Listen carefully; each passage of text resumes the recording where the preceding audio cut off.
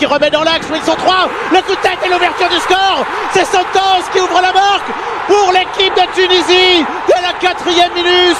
Santos qui marque. Ah, le Tunisien qui sont rentrés dans cette rencontre avec beaucoup de détermination.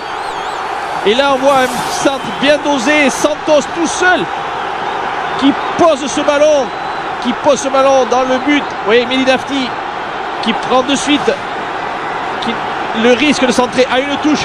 Et là, Santos totalement esselé, qui n'a plus qu'à déposer ce ballon. On le voit sur ce vue. Et là, ça va être très très difficile pour l'équipe du Maroc qui prend un but dès la 4e minute. Le Sochalien, naturalisé juste avant cette Coupe d'Afrique, le Brésilien d'origine, le néo-tunisien Santos qui va battre de la tête l'infortuné Khalid Fouami sur ce centre de Medinafti. Ah, c'est un départ canon pour l'équipe de Tunisie et pour l'équipe de Roger. Les deux équipes qui se sont rencontrées en amical le 11 octobre dernier, ici même à Tunis. Il y avait eu 0-0 entre la Tunisie et le Maroc.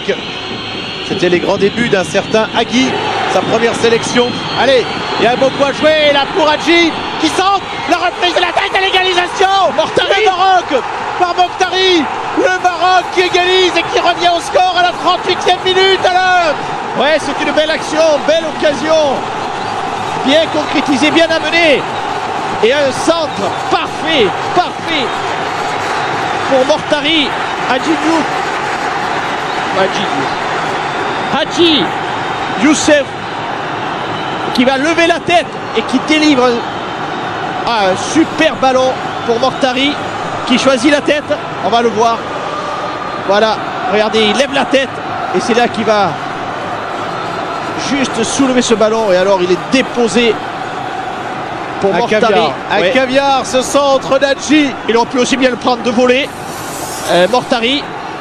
La rage de Boumnigel, heureusement qu'il s'était mis à l'abri en ouvrant la marque d'entrée. Les Tunisiens, on l'a dit, la Giresse le disait, il l'a pris quand il était entraîneur au Maroc. Le Maroc a souvent réussi face à la Tunisie.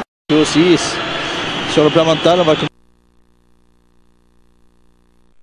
commencer à avoir en tête.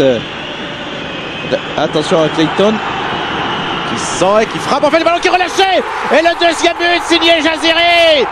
Comme dans la première mi-temps, même si le scénario est différent, la Tunisie qui marque à nouveau, qui reprend une deuxième fois l'avantage à la Giresse. Elle est toujours sous l'impulsion de Clayton, qui avait déjà amené une frappe en première mi-temps. Et là, ce ballon, on le sentait qu'il allait frapper. Et Fouami a fait une faute de main.